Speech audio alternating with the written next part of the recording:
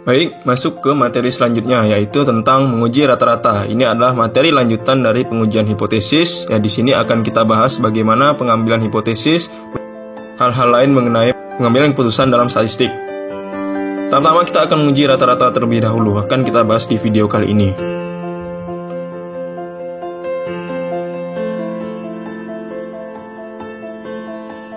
Baik, seperti biasa, silahkan subscribe bagi yang belum, nantikan video-video selanjutnya dari saya mengenai statistik 2. Nah, ini langsung ke rumusnya. Jadi, X bar dikurangkan dengan U, kemudian bagi dengan standar deviasi bagi akar N. N itu adalah pasti jumlah data, kalau misalnya standar deviasi seperti ini memang, kemudian U itu adalah kapasitas yang diperkirakan. X bar itu adalah rata-rata.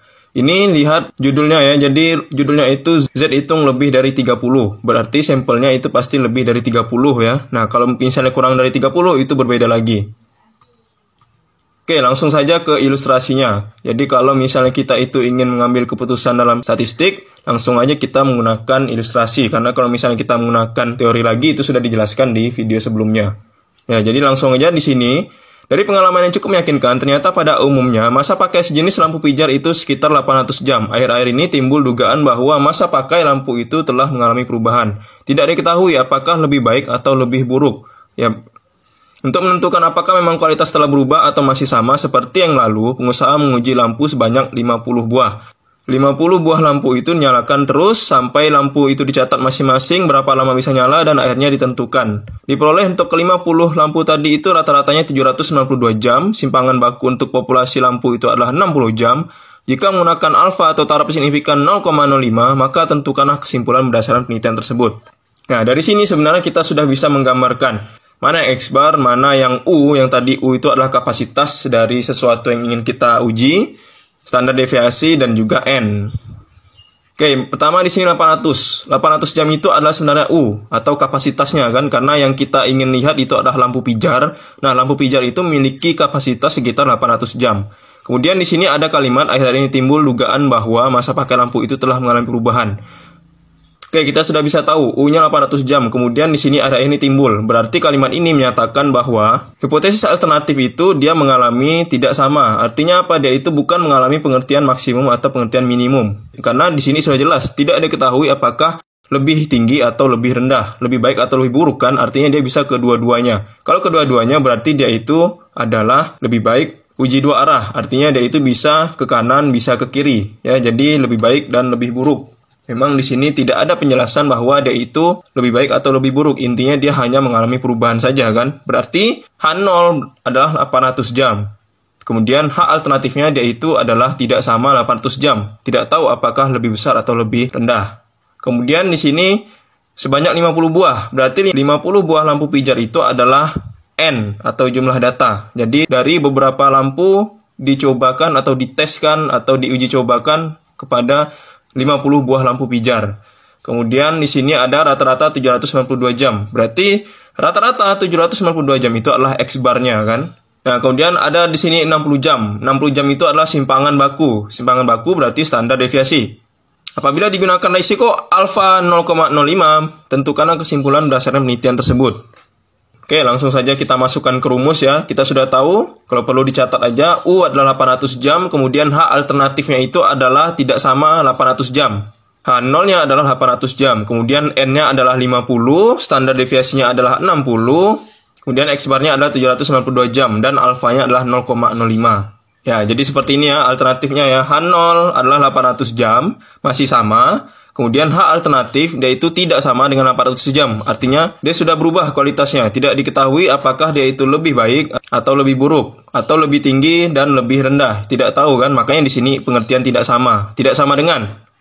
Oke, langsung saja di sini X bar dikurangkan dengan U bagi dengan standar deviasi bagi akar N. X bar tadi kita sudah tahu ya, 792, kemudian 800 itu U. U itu adalah kapasitas dari bola lampu pijar itu ya, sebanyak 800 jam. Kemudian bagi dengan standar deviasinya tadi adalah 60. Standar deviasinya adalah 60, kemudian akar N-nya adalah 50. Ini cukup gampang ya, karena dia itu cukup masuk-masukkan aja kan, jadi X bar yang mana, U yang mana, standar deviasi yang mana, kemudian akar N yang mana. Itu sudah bisa diketahui ya, bagaimana angka-angkanya. Jadi langsung aja 792 dikurangkan dengan 800 itu adalah hasilnya minus 8. kemudian 60 bagi akar 50. Akar 50 itu hasilnya adalah 7,07. Jadi 792 dikurangkan dengan 800 berarti minus 8, kemudian 60 dibagi dengan 7,07. Hasilnya adalah minus 0,94. Kenapa minus? Karena di atasnya minus 8 kan. Minus 8 bagi 60 dibagi dengan 7,07. Hasilnya adalah 0,94. Kemudian di sini diketahui bahwa alfanya 0,05. Uji dua pihak karena kita tidak tahu apakah lebih baik atau lebih buruk. Nah, jadi sebenarnya kita itu ingin menentukan bagaimana uji dua arah atau uji satu arah, kita harus melihat kembali ke kalimatnya. Nah, di sini ada kalimat yang menyatakan bahwa dia itu hanya mengalami perubahan. Tidak diketahui apakah dia itu lebih baik atau lebih buruk. Apakah lebih tinggi atau lebih rendah, tidak diketahui. Tidak ada penjelasan seperti itu. Intinya hanya mengalami perubahan. Berarti di sini kita sudah bisa simpulkan bahwa dia itu adalah uji dua arah. Artinya kanan dan kiri. Bisa lebih baik dan bisa lebih buruk. Nah, karena uji dua pihak, berarti rumusnya adalah 0,5 dikurangkan dengan 0,025. Ini dari mana memang rumus mencari Z-tabel. Jadi Z-tabel itu kita harus lihat dahulu apakah dia uji dua pihak atau uji satu pihak. Jika sudah tahu mana uji satu pihak atau uji dua pihak, baru kita masukkan rumusnya. Oke, di sini kita sudah tahu di awal bahwa ini adalah uji dua pihak. Berarti dia itu 0,5 dikurangkan dengan 0,025. Kalau misalnya uji satu pihak, rumusnya berbeda lagi. Ya, jadi kalau misalnya uji dua pihak pasti 0,5 dikurangi dengan 0,25.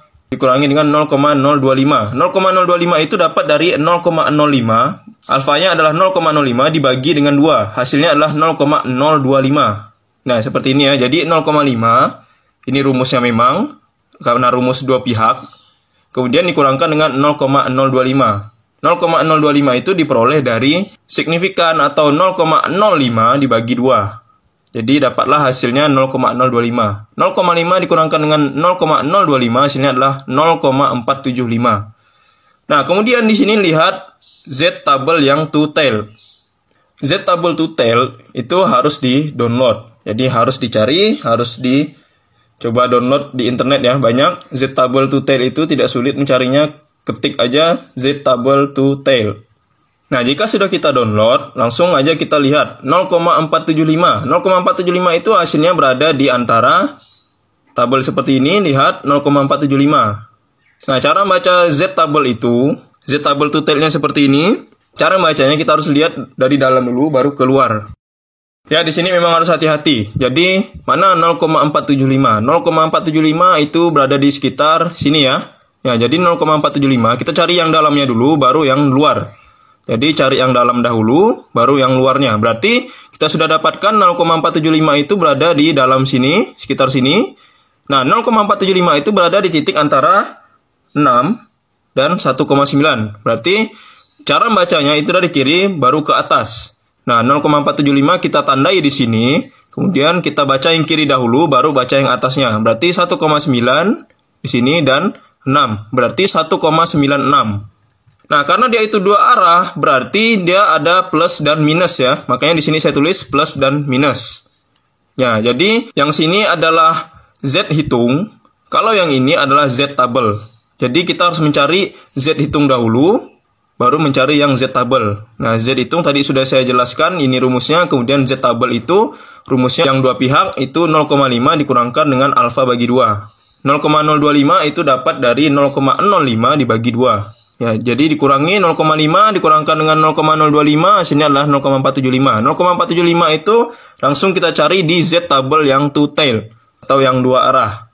Nah, diperolehlah 0,475 itu di tabel yang tadi. Cara membacanya adalah di dalam baru ke kiri dan atas. Jadi 0,475 itu 1,9 dan 6. Nah, karena dua arah berarti dia plus minus 1,96. Kita buatlah grafik seperti ini ya, seperti lembah, gini ya, lembah yang simetris, 0,94, 1,96, dan 1,96. Nah, ini 1,96 yang barusan kita cari, itu adalah Z tabel. Z tabel itu plus minus, plus 1,96 dan minus 1,96 kan. Kemudian 0,94 itu adalah nilai dari Z hitung. Nah, ini ya, jadi minus 0,94 ini adalah Z hitung yang kita cari. Kemudian yang Z tabel itu adalah yang barusan kita cari juga plus minus 1,96. Berarti dia itu ada plus dan ada minus 1,96. Z hitung dan Z tabel sudah kita peroleh. Selanjutnya adalah kita harus menentukan dia masuk ke daerah mana dengan membuat suatu lengkungan atau suatu lembah ya, seperti ini. Nah, 1,96 dan minus 1,96 itu kita peroleh dari Z tabel ya. Jadi Z tabel itu diperoleh nilainya 1,96 plus dan minus 1,96. Nah, karena ini dua arah berarti dia sebelah kanan dan sebelah kiri. Kemudian tadi Z hitung masuk ke daerah mana? Z hitung itu sekitar daerah minus ini kan. Jadi dia berada di sebelah kiri. Kenapa? Karena dia nilai minus. Kalau misalnya berada di sebelah kanan itu nilainya plus. Ya, jadi titik tengah ini adalah 0. Nah, di sini adalah 1,96, berarti kan 1,96 minus itu di sini 0, 0,94 berada di sekitar ini ya. Jadi kita sebenarnya sedikit mengulas kembali, sedikit menggunakan yang namanya penggunaan kuadran. MTK waktu SMP saya yakin sudah pernah diajarkan ya, penggunaan kuadran. Jadi yang sebelah kanan itu positif, sebelah kiri itu adalah negatif. Nah, kemudian di tengah-tengah ini adalah 0. Jadi Z hitung 0,94 minus itu kan berarti dia di atas 1,96 ya, berarti di sekitar sini kan.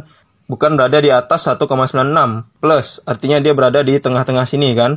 Jadi ini 0, ya ini kalau misalnya sedikit mengulas kembali, di sini 0, di sini 1 minus, di sini 2 minus, di sini 3 minus, di sini 4 minus. Artinya semakin ke kiri itu akan semakin besar nilai minusnya.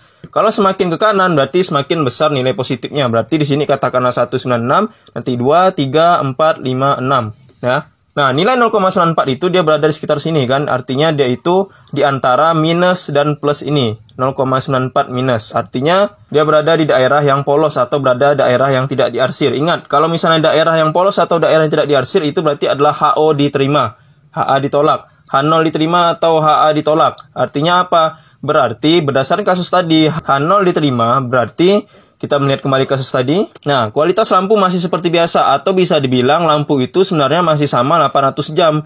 Berarti dugaan alternatif kita itu tidak dibenarkan. Tapi dugaan awal kita lah yang benar, yaitu lampu pijar itu sekitar 800 jam durasinya. Sementara H alternatifnya itu adalah sudah mengalami perubahan. Berarti ya hipotesis awal kita itu ternyata benar, yaitu berarti sesuai dengan hipotesis awal kita atau hipotesis 0. Hipotesis 0 itu adalah lampu pijarnya masih sama 800 jam. Sementara H alternatif, hipotesis alternatif yaitu dia sudah mengalami perubahan. Kita tidak tahu apakah dia lebih besar atau lebih kecil. Intinya hanya mengalami perubahan kan. Nah, tadi kembali ke grafik yaitu ya seperti ini kan. Jadi grafik tadi 0,94 itu berada di antara plus 1,96 dan minus 1,96 seperti ini kan. Nah, jadi karena nilai minus 0,94 itu berada di sini, berada di daerah polos, artinya adalah H0 diterima atau bisa dibilang kualitas lampu itu masih sama 800 jam. Berarti ya di sini dugaan bahwa kualitas lampu telah berubah itu tidak dibenarkan. Jadi H alternatif itu ya tidak benar karena Z hitung berada di daerah yang polos kan atau berada di daerah yang tidak diarsir. Nah, ingat daerah yang tidak diarsir itu adalah H0 diterima. Berarti kalau H0 diterima itu adalah kualitas lampu itu masih 800 jam dan dia itu tidak mengalami perubahan.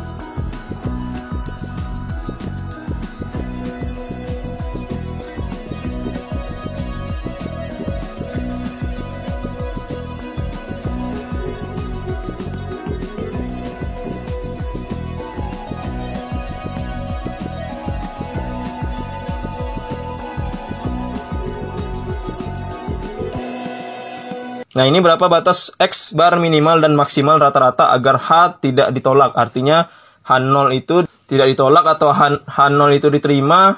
Berapa sih batasan minimalnya? Kita lihat di sini. Rumusnya Z sama dengan X bar kurang U bagi standar deviasi bagikan akar N.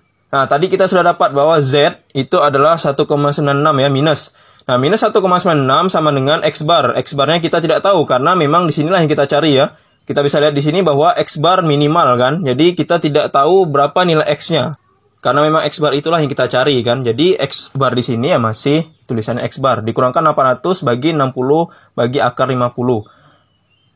Nah, kemudian X bar kurangkan 800 itu pindahkan ke sebelah kiri. Dan minus 1,96 itu ternyata pindahkan ke sebelah kanan. Kita bisa lihat di sini. Kenapa dia itu perpindahan ruas mana tidak ada perubahan negatif atau positifnya. Karena dia ini dua-duanya berpindah. Kalau misalnya salah satu saja yang berpindah, dia pasti akan minus. Misalnya 1,96 itu pindah ke sebelah kanan. Berarti minus 1,96 itu akan menjadi plus 1,96 kan. Atau misalnya X bar kurangkan 800. Kalau pindah ke sebelah kiri itu berarti minus X bar plus 800 kan. Tapi kenapa di sini malah dia tetap X bar 800 kemudian minus 1,96. Karena dia berpindah dua-duanya. Yang X 800 ini pindah ke sebelah kiri, 1,96 itu pindah ke sebelah kanan. Nah, karena dia pindah dua-duanya, sehingga tidak ada tanda positif atau negatif yang akan berubah. Makanya di sini ya, jadi tidak ada perubahan. Nah, kita kalau sudah masuk ke sini akan menggunakan rumus aljabar lagi ya. Jadi X bar kurangkan 800 sama dengan 1,96 minus dikalikan dengan 60 bagi akar 50. Ya, akar 50 itu adalah 7,0 sekian. Kemudian dibagi dengan 60 ya, 60 bagi 7, sekian. Hasil dari 60 bagi akar 50 ini langsung dikali dengan minus 1,96. Hasilnya adalah minus 16,63. X kurangkan 800. Kemudian ketika 800 itu pindah ruas ke sebelah kanan, berarti dia akan menjadi positif kan. Nah, ini beda karena 16 tidak berpindah, sementara yang 800-nya itu pindah. Jadi X bar kurangkan 800 menjadi X bar saja. Nah, minus 800 akan pindah ke sebelah kanan. Sementara 16-nya tidak pindah sama sekali. Sehingga 800 itu minus menjadi plus. Jadi plus 800 dikurangkan dengan 16,63. Hasilnya adalah 783. Itu adalah batas minimalnya. Nah, sementara kalau yang ini adalah plusnya. Jadi yang ini adalah minus, kalau ini adalah plusnya. Ini masih sama rumusnya ya. Jadi masih sama juga perkaliannya, perpindahannya. Cuman berbedanya hanya di sebelah sini ya. Sini X bar kurangkan 800 sama dengan 16,63. Sementara kalau di sini kan minus kan. Nah, makanya saya bilang kalau misalnya antara yang sebelah sini dan sebelah sini sebenarnya sama saja. Yang bedakannya itu adalah positif dan negatif. Kalau di sini adalah minus, sementara kalau di sini adalah plus. Ya, karena di sini adalah minus, di sini juga plus kan. Sehingga di sini 16-nya juga positif, di sini juga negatif ya. Karena tanda di negatif dan positif yang 196 ini ya. Sehingga di sini X 800 ketika berpindah ke sebelah kanan itu akan menjadi plus. Jadi positif 800 ditambah 16,63 itu hasilnya adalah 816,63. Sehingga batas maksimalnya adalah 817. Jadi di sini dia batas maksimal dan batas minimalnya itu minimalnya adalah 783 jam, batas maksimalnya adalah 817 jam. Itulah yang membuat H0 atau H awal itu tidak ditolak atau H0 itu diterima. Jadi di contoh yang awal tadi kita sudah lihat bahwa ilustrasinya adalah 800 jam kan. Nah, di sini 817 jam itu adalah maksimal. Berarti kan 800 masih masuk jarak antara 783 sampai 817 jam kan. Jadi 783 itu batas paling rendah, 817 jam itu adalah batas paling tinggi. Maksudnya ini batas minimal dan maksimal untuk apa sih? Minimal dan maksimal agar H0 itu diterima. Jadi kalau misalnya kita itu menginginkan H0 ditolak, nah itu nanti akan ada lagi metodenya atau ada lagi caranya ya. Di sini ya kita ingin mencari X barnya minimal dan maksimal agar dia itu tidak ditolak H0-nya. Batas minimalnya adalah 783, ya batas maksimalnya adalah 817. Nah, 800 tadi diilustrasi masuk ke jangkauan 783 sampai ke 817. Berarti sudah terbukti ya bahwa H0 itu diterima. Nah, ini ilustrasi yang kedua. Kita baca dalam sebuah iklan bahwa jaket merek A yang dihasilkan oleh satu pabrik cukup awet. Iklan ini dibuat oleh pengusaha berdasarkan kenyataan bahwa jaket tersebut dapat digunakan dalam keadaan masih baik dengan menggunakan waktu paling singkat selama 180 hari. Untuk meneliti pernyataan yang dibuat dalam iklan itu diuji 36 jaket. Semua jaket itu digunakan orang dalam keadaan yang lazim sampai rusak. Seandainya semua jaket itu diperoleh pukul rata, mulai rusak pada hari yang ke-174. Nah, simpangan bakunya itu adalah 10 hari, taraf nyata atau signifikannya adalah 0,05. Nah, di sini kita ingin mengambil kesimpulan apakah benar hipotesis awal atau hipotesis yang alternatif. Kita lihat, kita bedah satu persatu dulu dari ilustrasinya ya. Pertama, di sini paling singkat selama 180 hari. Nah, paling singkat 180 hari, berarti dia itu harusnya adalah lebih dari 180 hari kan. Nah, kalau lebih dari 180 hari berarti mengandung maksimal. Jadi, kalau misalnya paling singkat 180 hari, berarti dia itu ya paling pendek sebenarnya 180 hari. Berarti seharusnya dia lebih dari itu kan. Nah, di sini ya berarti mengandung pengertian maksimum kan. Nah, kemudian kita lihat 36 buah jaket, berarti ini adalah N. 174 itu adalah X barnya. Ya, kalau 180 hari itu adalah kapasitasnya. Kemudian 10 hari itu adalah standar deviasi. Kita bisa lihat di sini ya, simpangan baku. Ya. Kemudian di sini umumnya lah ya. Umumnya kalau kita melihat ilustrasi itu, lihat aja di sini. Kalau misalnya yang pertama itu adalah kapasitasnya. Jadi paragraf pertama atau di awal itu biasanya kapasitasnya. Nah, kalau yang kedua itu biasanya adalah rata-rata atau X barnya. Nah, itu aja sebenarnya untuk melihat dia masuk ke X bar atau kapasitas atau U.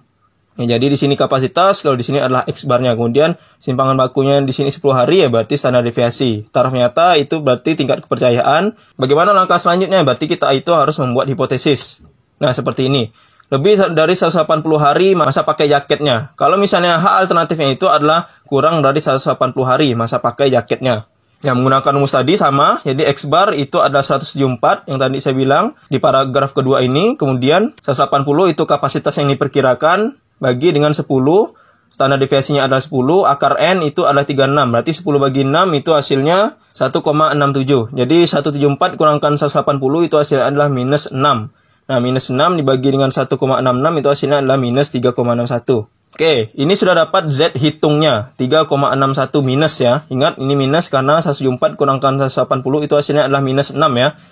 Nah, minus 6 kemudian dibagi dengan yang bawahnya hasilnya adalah minus 3,61. Ini adalah Z hitung. Bagaimana mencari Z tabel? Kalau kita ingin mencari Z tabel, kita harus tahu dulu dia akan masuk ke uji dua arah atau uji satu arah. Bagaimana cara tahu uji satu arah atau dua arah? Lihat kembali ke kalimat yang tadi. Dia bilang paling singkat. Nah, kalau paling singkat berarti dia hanya satu arah. Karena dia sudah diketahui bahwa paling singkat atau paling pendek itu adalah 180 hari kan.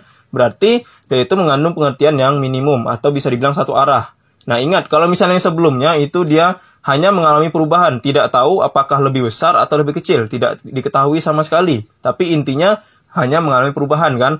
Beda kalau dengan yang ilustrasi yang kedua ini. Kalau ilustrasi kedua ini adalah paling singkat, paling banyak, paling sedikit. Itu adalah bahasa untuk uji satu arah. Jadi paling sedikit, paling singkat, minimal, maksimal, nah itu berarti bahasa untuk uji satu arah. Berarti kita sudah tahu bahwa ini masuk ke uji satu arah. Nah, sebelum kita itu ingin menggunakan Z tabel, kita harus mengetahui uji dulu. Ini kita sudah ketahui bahwa sudah masuk ke uji satu arah.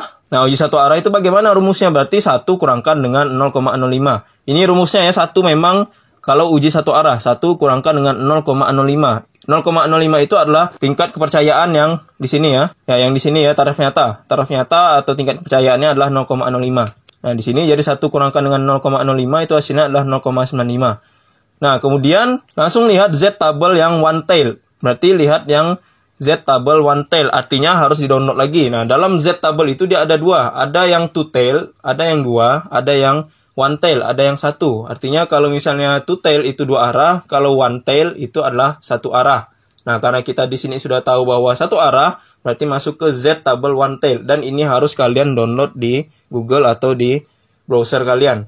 Oke, Z tabel one tail itu dia seperti ini bentuknya ya. Nah, tadi kita sudah ketahui bahwa nilainya 0,95 itu berada di sini ya. Nah, karena di sini nilainya itu tidak ada yang pas 95, jadi ya mau tidak mau kita menggunakan yang paling mendekati. Yang paling mendekati itu hanya yang 9505. Jadi 95 saja itu tidak ada, tidak dapat di sini. Jadi 9505 itulah yang paling mendekati. Ya udah tidak apa-apa menggunakan yang paling mendekati. Kalau ini sudah terlalu jauh 9495.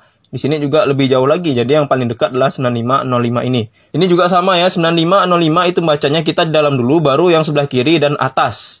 Jadi cara membacanya dalam dulu, cari angka 95, kemudian kita cari yang sebelah kiri, itu berada di kisaran mana, 95 itu berada di 1,6, dan atasnya, 95 itu berada di 16 dan 5, berarti 1,65. Itu adalah Z tabelnya.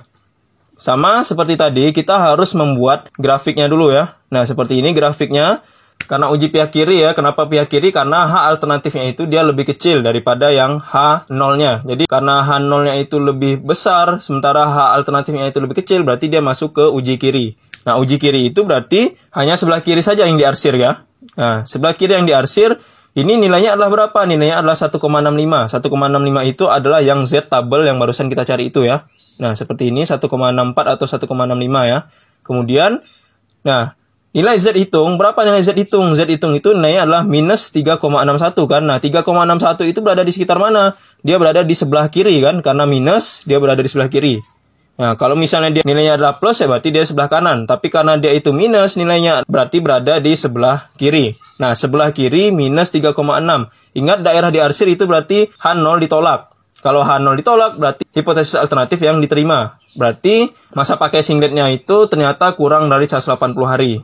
Ya, seperti ini ya. Jadi 3,61 minus ya. Nah, 3,61 minus itu berada di daerah yang diarsir. Nah, Z hitungnya itu berada di daerah yang diarsir berarti dia itu masuk ke H0 ditolak, HA diterima. Artinya masa pakai jaket itu adalah kurang dari 180 hari.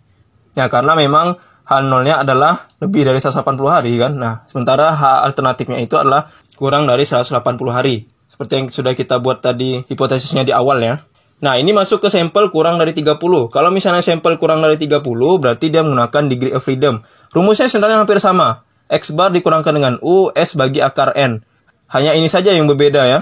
Jadi S itu adalah standar deviasi ya. Kalau yang tadi itu simbolnya seperti angka 6. Kalau ini langsung S. Sebenarnya rumusnya sama saja. Yang membedakannya adalah tabel yang digunakan. Jadi tabel yang digunakan antara lebih dari 30 dan kurang dari 30 itu jauh berbeda. Rumusnya sama. Nah, ini ilustrasi yang ketiga. Sebuah penelitian terhadap lamanya waktu yang dibutuhkan oleh setiap pengrajin sepatu di sebuah industri kerajinan dalam menghasilkan sepasang sepatu memerlukan waktu paling sedikit 3 jam. Untuk menguji kebenaran pernyataan itu, maka diambil 28 pasang sepatu, ternyata memerlukan waktu rata-rata 2,85 jam dengan simpangan baku 1,5 jam, dengan alfa 0,05. Bagaimana kesimpulannya? Oke, kita bisa lihat di sini paling sedikit 3 jam. Di sini kita perlu perhatikan dulu. Jangan berkata bahwa, oh ini udah pasti berbeda. Udah pasti dia itu H alternatif atau H0 yang diterima atau HA yang diterima. Nggak bisa seperti itu. Jadi jangan melihat, ini 3 jam. Sementara ini adalah 2,85 jam. Ini kan sudah jelas berbeda. Berarti udah jelas H0 yang ditolak, HA diterima. Nggak bisa seperti itu. Jangan kita langsung menyimpulkan sesuatu itu dengan melihat secara kasar. Nah, kalau kita ingin tahu dia itu sudah benar atau tidak, kita harus lihat lagi kan simpangan bakunya bagaimana. Nah, inilah salah satu yang penting dalam pengambilan keputusan statistik ya. Jadi tidak bisa dibilang itu berbeda atau sama hanya melihat angka kasarnya saja. Kita harus melihat lagi simpangan bakunya. Oke, dari sini kita udah tahu bahwa paling sedikit. Nah, kalau udah ada kalimat paling sedikit, paling banyak, maksimal, minimal itu berarti dia uji satu arah. Nah, perlu dicatat ya, uji satu arah. Kemudian dia itu kalau paling sedikit berarti dia itu ya minimal 3 jam. Nah, makanya asumsi dia itu adalah lebih dari 3 jam. Seperti ini ya. Makanya H0 di sini lebih dari 3 jam karena dibilang paling sedikit. Kalau paling sedikit itu berarti minimal atau ya paling sedikit. Memang yang paling sedikit itu adalah 3 jam. Berarti dugaan dia itu pasti lebih dari 3 jam kan? Nah, paling sedikit itu berarti ya memang sedikitnya 3 jam. Berarti lebih dari 3 jam harapannya kan atau asumsinya seperti itu. Kalau misalnya maksimal atau paling banyak 3 jam, paling banyak 3 jam, berarti dia itu ya kurang dari 3 jam. Nah, seperti itu. Makanya bahasa dalam statistik ini harus dibaca dengan hati-hati ya. Jadi kalau paling sedikit itu berarti minimal, kalau paling banyak berarti itu adalah maksimal. Paling sedikit ya itu berarti di atas 3 jam asumsinya. Kalau misalnya paling banyak 3 jam, berarti dia itu ya lebih kecil daripada 3 jam kan. Artinya tidak bisa lebih dari 3 jam. Itu paling banyak. Ya, paling banyak 3 jam. Berarti kalau paling banyak 3 jam, lebih sedikit atau lebih kecil dari 3 jam asumsinya. Kalau paling sedikit berarti dia itu paling kecil aja 3 jam. Berarti dia itu bisa lebih besar dari 3 jam. Itu ya. Atau yang tadi yang saya bilang lebih mudahnya. Pokoknya paling sedikit itu adalah minimal. Kalau paling banyak itu adalah maksimal. Ya, kenapa minimal? Karena paling sedikit itu dia sedikitnya aja 3 jam. Berarti asumsinya adalah lebih dari 3 jam. Oke, ini adalah kapasitasnya 3 jam. 28 sepatu itu adalah N-nya. Nah, karena di sini adalah contoh untuk N yang kurang dari 30, berarti dia memang harus di bawah 30. Berarti dia 29 sampai ke 1. Ternyata memerlukan waktu rata-rata 2,85 jam. Ya, 2,85 jam itu adalah X-bar-nya. Simpangan bakunya adalah 1,5 jam. Itu standar deviasinya ya. Ingat yang tadi saya bilang, pokoknya kalau di awal itu berarti adalah kapasitasnya. Kalimat kedua itu adalah yang X-bar-nya. Ya, jadi sebenarnya ilustrasi satu dengan yang lainnya itu kalau rata-rata ya, kalau rata-rata itu berarti dia memiliki satuan unit yang sama. Di sini jam. Ilustrasi 1 juga jam. Kalau ilustrasi 2 itu adalah hari. Bisa juga nanti unit, bisa jadi yang lain-lain sebagainya ya. Jadi kalau misalnya di sini ya lihat aja satuannya kalau sama itu berarti dia X bar dan U. X bar dan kapasitasnya. Jadi kalau misalnya sama satuannya itu berarti dia adalah X bar dan kapasitas. Atau lebih gampang ya gitu aja. Intinya kalau misalnya dia itu sama, di sini satuannya jam dan jam ya berarti itu adalah X bar dan U atau kapasitasnya. Nah, bisa lihat kalau kapasitas itu adalah yang paling awal, yang disebutkan di awal. Sementara kalau misalnya X bar itu adalah yang disebutkan kedua atau yang terakhir. Oke, kita sudah tahu bahwa di sini paling sedikit 3 jam, berarti H0 itu lebih dari 3 jam. Kalau misalnya yang H alternatif, berarti dia kurang dari 3 jam. Ingat, yang di awal-awal juga saya sudah pernah bilang di pembuatan keputusan statistik. Intinya kalau misalnya H0 itu sudah ada ditentukan, H alternatifnya itu pasti bertolak belakang atau bisa jadi berbeda. Nah, karena di sini sudah ditentukan bahwa H0 lebih dari 3 jam, berarti H alternatifnya adalah kurang dari 3 jam. Sama juga dengan ilustrasi 2 tadi ya. H0-nya itu adalah lebih dari 180 hari, H alternatifnya itu adalah kurang dari 180 hari. Jadi ilustrasi 2 juga begitu ya. Intinya adalah kalau H alternatif itu dia pasti akan bertolak belakang dengan yang H0-nya atau berbeda. Kalau tidak bertolak belakang dia berbeda. Nah, kalau misalnya yang ilustrasi 1, dia tidak sama. Artinya yang H alternatif itu dia tidak sama dengan yang H0-nya. Oke ya, jadi seperti itu ya. H0 dan H alternatif. Dia pasti akan bertolak belakang dengan H0-nya. Jadi H0-nya itu lebih dari 3 jam, kalau H alternatifnya adalah kurang dari 3 jam. Langsung aja masukkan rumusnya, X bar itu adalah 2,85 ya. Yang di sini, tadi saya bilang X barnya, nah kemudian kurangkan dengan U atau kurangkan dengan 3. Jadi 2,85 kurangkan dengan 3 bagi dengan standar deviasinya 1,5 dikurangkan dengan akar dari 28. Nah, seperti ini ya. Ingat simbol-simbol ini sudah harus diingat ya, X bar mana, U mana, S yang mana, dan N yang mana. N tadi sudah saya bilang 28, simpangan bakunya adalah 1,5, kemudian 2,85 itu adalah X bar, U-nya adalah 3 jam. Jadi langsung masukkan aja di sini, 2,85 kurangkan dengan 3 itu hasilnya adalah minus 0,15. 1,5 dibagi dengan akar 28. Akar 28 itu hasilnya, kemudian hasilnya diperoleh, kemudian 1,5 dibagi dengan angka itu. Hasilnya, akar 28 itu 5,29. Jadi 1,5 dibagi dengan 5,29 itu hasilnya adalah 0,28. Ingat ya, ini minus ya. 2,85 dikurangkan dengan 3 itu minus 0,15. Nah, 0,15 kemudian dibagi dengan 0,2835. Hasilnya adalah minus 0,5. Oke, ini adalah T hitung. Kenapa saya sebut T? Bukan Z, karena dia itu kurang dari 30. Jadi istilah juga berbeda. Memang rumus sama. Tapi tabel yang digunakan itu berbeda, istilahnya juga beda. Kalau yang lebih dari 30 itu namanya Z, kalau yang kurang dari 30 itu namanya T. Sudah dapat nih T hitung minus 0,529. Nah, kemudian di sini sampelnya kurang dari 30 ya. Kita sudah ketahui bahwa sampelnya itu berjumlah 28. 28 dikurangkan dengan 1 hasilnya 27. Dapat dari mana ini minus 1? Ini memang rumusnya. 28 itu memang jumlah N-nya ya. Jadi 28 kurangkan 1. Ya, kita bisa lihat di sini 28. Nah, ini ya, 28 memang sudah dari ilustrasinya ada. Tapi kurang 1. Kurang 1 itu dari mana? Memang rumusnya juga. Jadi N kurangkan dengan 1 atau N-nya berapa? 28 kurangkan dengan 1 hasilnya adalah 27. Nah, di sini harus kita cari T tabel. Harus kita download T tabel. Jadi memang ada 3 tabel di sini ya. Pertama adalah Z tabel yang two tail, yang kedua adalah Z tabel one tail, yang ketiga adalah T tabel. Jadi dia ada 3. Z tabel one tail, Z tabel two tail, kemudian yang T tabel. Ada 3 ya. Ingat T tabel itu hanya untuk yang di bawah dari 30 saja sampelnya. Jadi bukan di atas 30, di bawah 30.